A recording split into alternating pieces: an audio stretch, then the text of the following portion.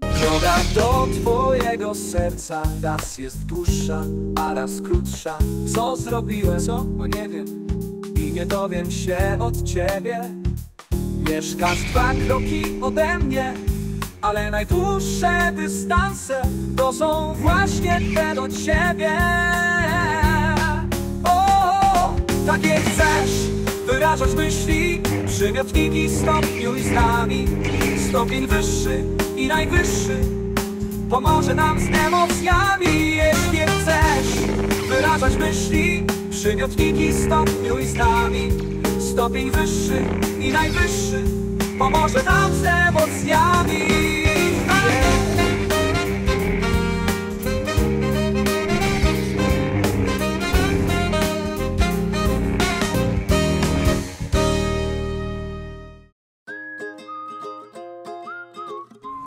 Cześć, mam na imię Anastazja. A ja Ola. A ja Krystyna. Jesteśmy studentkami polonistyki na Uniwersytecie Cambridge. Nasza lektorka to pani Karolina. Ania opowie wam, jak stopniować przymiotniki. Nasze najlepsze lektoraty są tutaj, z cappuccino i z widokiem na port. A tam są nasze jachty. Scoprite la nostra Polonia attraverso mappa.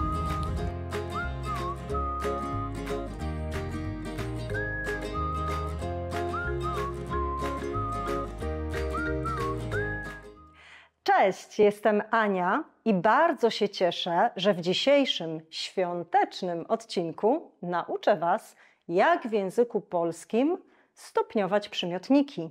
Co to znaczy? To znaczy, że kiedy jesteście w sytuacji, gdzie chcecie porównać jakieś 2 elementy, 2 rzeczy, 2 osoby, 2 zwierząt, to musicie użyć specjalnej formy przymiotnika, żeby różnicę między tymi 2 obiektami pokazać. Czyli na przykład idziecie na zakupy i widzicie 2 bluzki. I jedna bluzka jest ładniejsza od drugiej. To znaczy, że ta pierwsza jest brzydsza od drugiej, czy odwrotnie, tak? Ale porównujemy 2 elementy. Ładniejsza, brzydsza, ciekawsza, jaśniejsza, ciemniejsza. Kupujecie samochody. Ten samochód jest droższy od tego, ale ten jest tańszy od tamtego. I tak dalej, i tak dalej. I jak to robimy w języku polskim? Zobaczycie za chwilę. Po pierwsze, jeśli nie pamiętacie z ostatniego odcinka, jakie cechy ma przymiotnik, to proszę, zatrzymajcie nagranie i przeczytajcie sobie ten pierwszy fragment z informacjami, bo my dzisiaj koncentrujemy się tylko na stopniowaniu, to znaczy na wyrażaniu, jak bardzo intensywna jest jakaś cecha. I teraz tak, w języku polskim przymiotnik może występować w 3 stopniach. Ten stopień podstawowy, bazowy, to znaczy ta forma wyrazu, jakim jest przymiotnik, pojawia się w słowniku w stopniu równym, a więc na przykład miły, wysoki, niski, dobry, ciekawy, tani, drogi. To jest stopień równy. Jeśli chcę porównać 2 elementy i pokazać, że jeden z nich jakąś cechę ma bardziej intensywną niż ten pierwszy element, wtedy użyję stopnia wyższego, a więc już nie powiem miły, dobry, interesujący, ciekawy, tylko powiem milszy, lepszy, bardziej interesujący, ciekawszy. Ale jeśli zechcę powiedzieć o całej grupie elementów i pokazać, że wśród tych wszystkich elementów jeden z nich ma najintensywniejszą cechę, wtedy powiem na przykład, że spośród całej grupy Michał jest najwyższy, tak? Czyli ma najwyższy wzrost. I teraz zobaczcie, mamy 3 budynki. Patrzę na pierwszy z nich i mówię, to jest wysoki budynek. Ale jeśli porównam budynek numer 1 z budynkiem numer 2, to powiem, że budynek numer 2 jest wyższy od budynku numer 1. Ale kiedy zobaczę, że jest jeszcze 3 budynek i widzę, że on jest jeszcze wyższy od budynku numer 2, to powiem, że w tej całej grupie budynek numer 3 jest najwyższy. A więc mamy 3 stopnie przymiotnika. Przymiotnik w stopniu równym, przymiotnik w stopniu wyższym i przymiotnik w stopniu najwyższym. Mamy też takie przymiotniki, których nie możemy stopniować.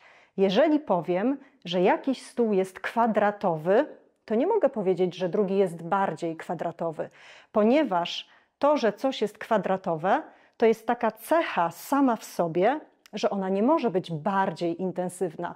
Nie może być jeden stół bardziej kwadratowy od drugiego. Jeśli tak powiem, to znaczy, że ten pierwszy wcale nie jest kwadratowy. I teraz jak tworzymy te formy przymiotnika w języku polskim? Możemy je tworzyć na 2 sposoby. Jest to albo stopniowanie proste, inaczej syntetyczne, albo stopniowanie opisowe. I to nie jest tak, że to my decydujemy, kiedy stopniujemy w sposób prosty, a kiedy stopniujemy w sposób opisowy. Mamy pewne reguły. Najczęściej stopniujemy w sposób prosty. To znaczy, że przymiotnik, od którego tworzymy kolejny stopień i kolejny stopień, wciąż występuje w postaci jednego wyrazu.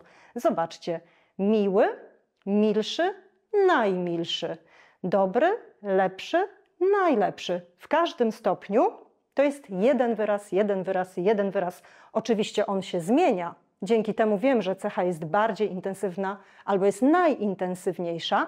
Niemniej wciąż jest to jeden wyraz. Mamy także stopniowanie opisowe. Na przykład mamy wyraz chory i nie mogę powiedzieć, uwaga, nie ma takiej formy chorszy. Nie ma. Muszę zrobić to w sposób analityczny. To znaczy do tego podstawowego przymiotnika dodaję inny wyraz i tam będzie spacja pomiędzy wyrazami.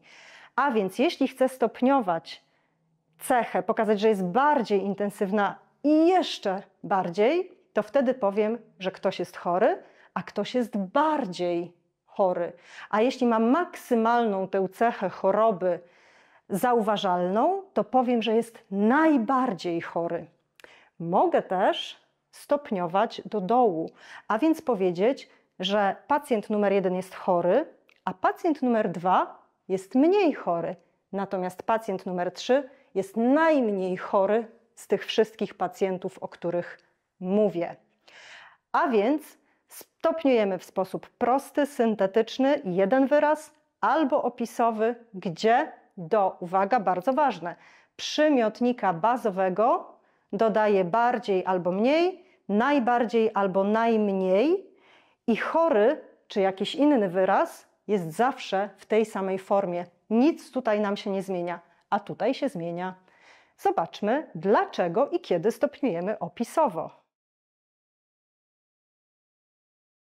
Generalnie mamy tutaj znowu do czynienia z pewną tendencją. Jeśli możemy coś stopniować w sposób prosty, stopniujemy w sposób prosty. Ale bardzo często, jeśli chodzi o internacjonalizmy i wyrazy wielosylabowe, czyli długie wyrazy, będziemy stopniować je opisowo, żeby nie były jeszcze dłuższe.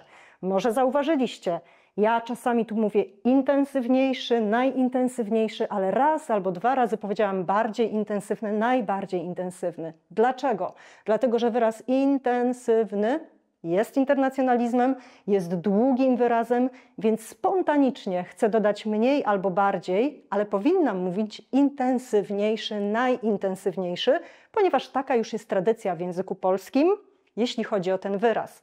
Ale mam takie wyrazy jak na przykład kolorowy, impulsywny, charakterystyczny, czyli mamy i internacjonalizmy, i długie wyrazy, które mogę stopniować tylko opisowo. I zobaczcie, ten ptak, chyba papuga, jest najbardziej kolorowy ze wszystkich ptaków. Tutaj napisałam, to jest jeden z najbardziej kolorowych ze wszystkich ptaków na świecie, bo nie wiem, może jest jakiś inny, który jest jeszcze bardziej kolorowy. W każdym razie dodaję wyraz najbardziej do podstawowej formy kolorowy. Oczywiście ta forma musi pasować nam do całego zdania, a więc ona jest deklinowana. Inne wyrazy, które też stopniujemy opisowo, to uwaga, imię słowy, które pełnią funkcję przymiotnika. To znaczy, że jeżeli coś jest interesujące, powiem na przykład Ten film jest interesujący, ale ten jest bardziej interesujący. Nie mogę powiedzieć interesujący, czegoś takiego nie ma w języku polskim, czyli do wszystkich imiesłowów, które funkcjonują jak przymiotniki, dodaję bardziej, najbardziej, mniej, najmniej. Na przykład on jest zakochany, ale wcześniej był bardziej zakochany, a jeszcze wcześniej w swojej pierwszej żonie był najbardziej zakochany w swoim życiu. Mamy też takie wyrazy, które nie są ani imiesłowami, ani internacjonalizmami, ani wcale nie są bardzo długie, a też stopniujemy je w sposób opisowy. Dlaczego? Dlatego, że w języku polskim już jest taka tradycja. Na przykład chory, to już wiemy z poprzedniego slajdu. Śliski, zobaczcie, fonetycznie byłoby trudno powiedzieć śliższy. To jest nawet dla Polek i Polaków ciężkie wyzwanie fonetyczne, a więc muszę powiedzieć na przykład ten chodnik jest bardziej śliski niż ten chodnik, nie śliższy. Tak samo gorzki, na przykład tabletka APAP przeciwbólowa, myślę, że jest bardziej gorzka niż kawa bez cukru. Nie mogę powiedzieć gorsza albo coś takiego, bardziej gorzka. To samo z łysym, siwym czy słonym. Oczywiście możemy się zastanawiać, czy to jest logiczne, kiedy powiem, on jest bardziej łysy od mojego dziadka.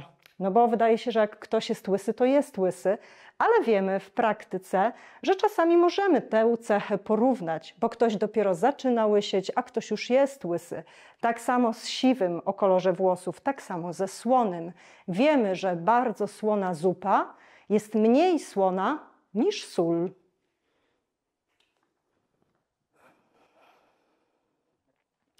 Jak to działa w praktyce?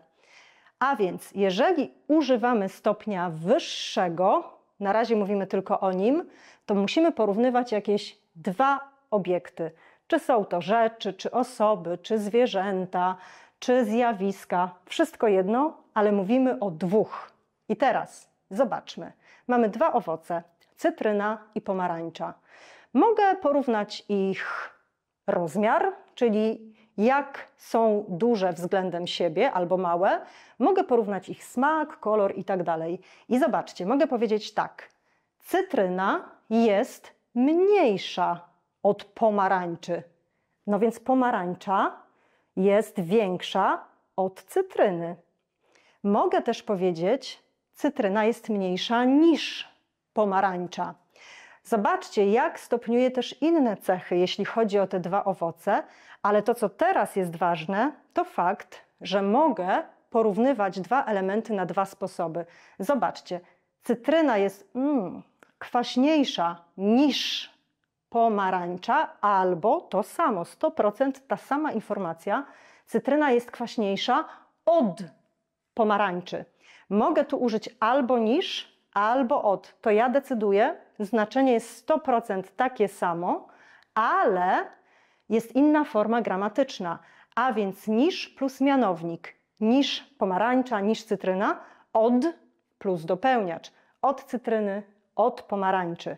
Wiemy, jak to działa, a teraz zobaczmy, jak utworzyć te formy mniejsza, większa i tak dalej.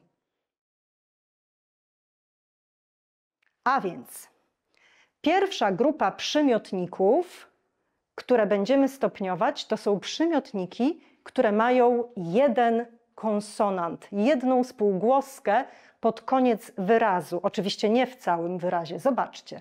Nowy W to jest jedna spółgłoska. Młody, gruby. Mamy po jednej spółgłosce, także w innych przykładach. Jest super łatwo. Co robimy? Dodajemy SZ plus końcówka osobowa. Nowy, nowszy. Młody, młodszy. Gruby, grubszy. I to wszystko, nic więcej. Czyli mogę powiedzieć, ten chłopak jest młody, ale ten jest młodszy od tego chłopaka. Po prostu. W tej grupie przymiotników, które mają w końcówce jedną spółgłoskę, mamy trzy ważne wyjątki. Twardy, prosty i częsty. Zobaczcie, mimo że mamy tu dwa konsonanty RD, ST, ST, to i tak dodajemy szy. Twardy, twardszy. Prosty, prostszy. Bardziej nie w znaczeniu tego, że coś jest proste dosłownie, tylko na przykład to ćwiczenie jest prostsze, mniej wymagające niż to ćwiczenie. Częsty, ale częstszy. Czyli mamy tak naprawdę dużą tutaj grupę spółgłoskową, ale nie mamy problemu, żeby to powiedzieć, więc stopniujemy w ten sam sposób, przez dodanie szy. W tej grupie mamy też przymiotniki, w których będą alternacje, czyli zmieni nam się jedna litera na drugą. Na przykład miły, zamieniamy na l, milszy. Nie miłszy, tylko milszy. Długi, dłuższy. G zamienia się w ży. Tani, miękkość, tańszy, czyli kreseczkę dajemy nad n, tańszy. Wesoły, aż dwie litery się zmienią, o i weselszy, weselszy. A teraz przejdziemy do stopniowania przymiotników, które są w pewnym sensie specyficzne. A więc po pierwsze mają dwa konsonanty, poza tymi trzema, o których przed chwilą mówiłam. Zobaczcie, mądry, dr, ciepły, pe, ładny, dn, łatwy, jasny, dwa konsonanty, dwa konsonanty, dwa konsonanty w końcówce, plus alternacje. R zamienia się w rz, w l, to już wiemy, n w ni, w w wi, s w si i jeszcze raz n w ni. A więc mądry, co robimy? R zamieniamy w ży, mądrz i dodaję nie szy. Zobaczcie, jak trudno powiedzieć. Mądrszy? Trudno. A więc dodajemy tutaj mądrzejszy. Wtedy nie ma problemu z fonetyką. Mądrzejszy, ciepły, cieplejszy, ładny, ładniejszy i tak dalej. Mamy jeszcze jedną, trzecią grupę przymiotników, czyli pierwsza grupa jest jedna spółgłoska plus trzy wyjątki. Druga grupa, dwie spółgłoski i dodajemy ejszy. Trzecia grupa to przymiotniki, które kończą się na ki, oki, eki. Jeżeli przymiotnik kończy się na jedną z tych trzech końcówek, to tę końcówkę wyrzucamy. Do widzenia. A więc krótki, wyrzucam ki, tak jak tu macie skreślone, zostaje krót i dodaję regularne szy. Krótszy. Oczywiście dla rodzaju żeńskiego krótsza, dla niejakiego krótsze. Dalej, oki, powiedziałam o tej końcówce, głęboki, oki, wyrzucam, głębszy. Eki, daleki, eki, wyrzucam, dalszy. Mamy tutaj też alternację, na przykład s zamienia się w ży, a więc bliski, ki wyrzucam, blis, s zamieniam w ży, bliższy. Dodaję końcówkę. Wygląda, że to jest trochę skomplikowane, ale tak naprawdę to tylko trzy grupy. To nie jest takie złe. Plus jeszcze jeden wyjątek. Zobaczcie, lekki to znaczy nie jest ciężki, jest lekki. I tutaj, kiedy zabiorę ki, to zostaje nam lek i nie jest lekszy, jest lżejszy. Muszę zapamiętać tę formę. I teraz zobaczcie, ten sweter jest cieplejszy od tej koszulki. Albo cieplejszy, ten sweter jest cieplejszy niż ta koszulka. Ale ta koszulka jest lżejsza od tego swetra. Albo ta koszulka jest lżejsza niż ten sweter. Mamy Dominikę i Kasię i chcemy porównać ich wzrost. Więc uwaga, Kasia jest wyższa, bo wysoki, oki wyrzucam, s zamienia się w ży, plus forma żeńska, wyższa od Dominiki. Ale Dominika jest niższa niż Kasia albo od Kasi. Trochę musimy zapamiętać, ale jak zapamiętamy formę stopnia wyższego, to stopień najwyższy będzie bardzo łatwy. Zobaczcie sami.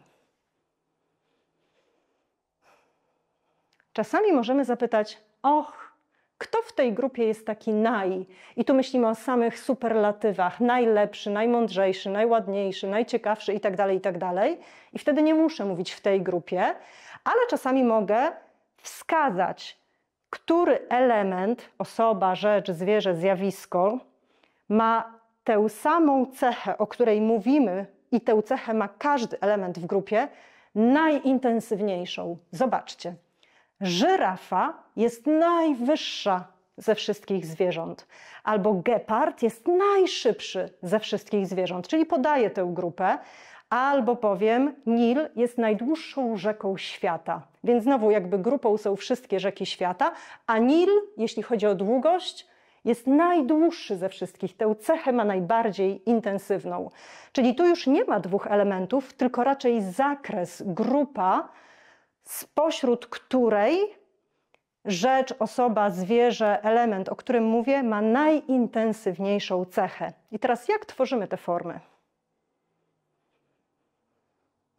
Bardzo, bardzo łatwo, co już Wam wcześniej powiedziałam. Zobaczcie, jeśli nauczymy się tworzyć stopień wyższy, ten, gdzie mamy te wszystkie alternacje, gdzie mamy albo jedną spółgłoskę, albo dwie, albo oki, ki i eki, jeżeli umiem utworzyć tę formę, to jest jak puzzle.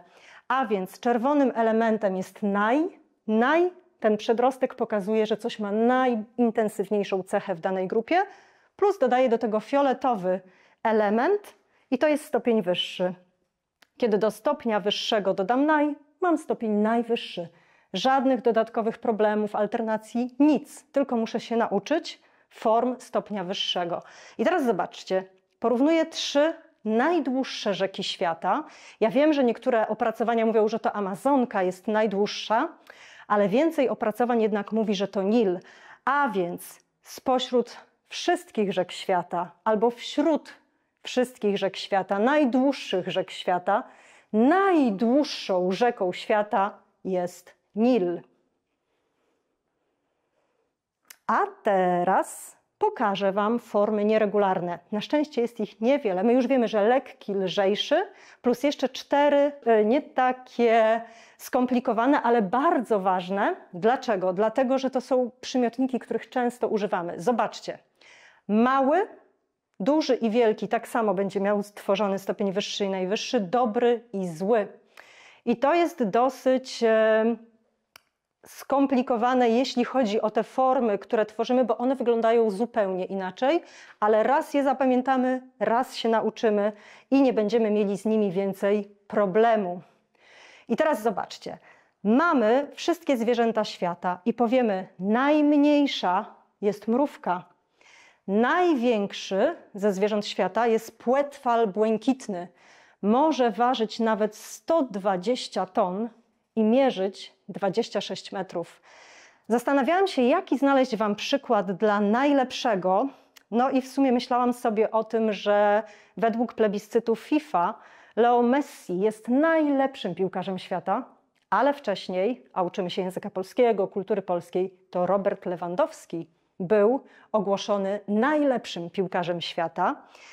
Więc pomyślałam, że może podam mniej emocjonalny przykład. Zobaczcie, mniej emocjonalny, bo emocjonalny to internacjonalizm. I chcę Wam powiedzieć o takim filmie, który ma tytuł Najlepszy. Jest to polski film Łukasza Palkowskiego, który opowiada bardzo interesującą historię Jerzego Górskiego, polskiego triatlonisty, który zostaje mistrzem świata mimo wielu, wielu przeciwieństw. Natomiast jeśli chodzi o najgorszy, to na pewno nie jest to najgorszy film, bo to jest świetny film, ale ma w tytule Najgorszy człowiek na świecie.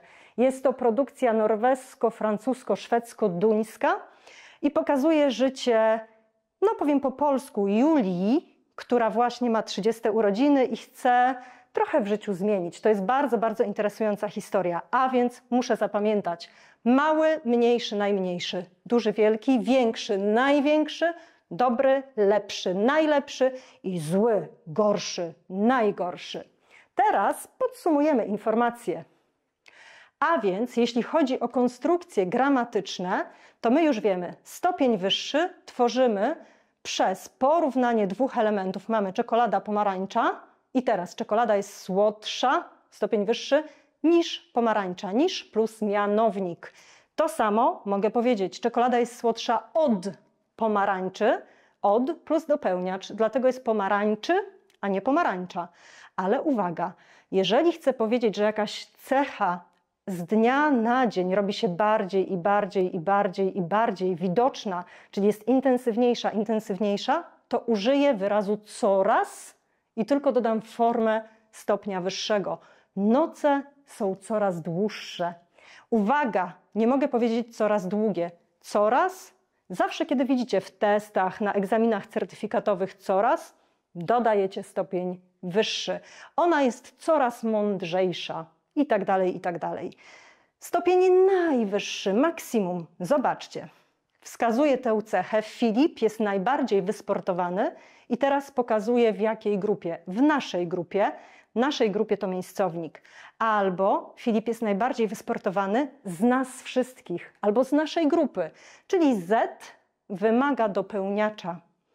Dalej mamy, to jest najgorętszy dzień lata. Tu jest po prostu dzień lata.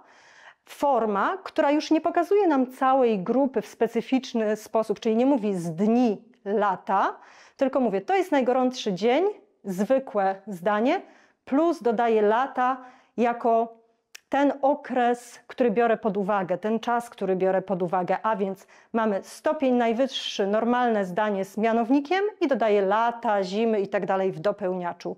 I ostatnia konstrukcja to jest najpiękniejszy obraz i opisowo, jaki kiedykolwiek widziałam, czyli w moim życiu najpiękniejszy. I teraz zobaczcie, Mikołaj jest dzisiaj bardziej chory niż wczoraj. Jak użyjemy tych konstrukcji w praktyce? Dowiecie się za chwilę. Zapraszamy, a tymczasem życzę Wam wesołych świąt. Pa!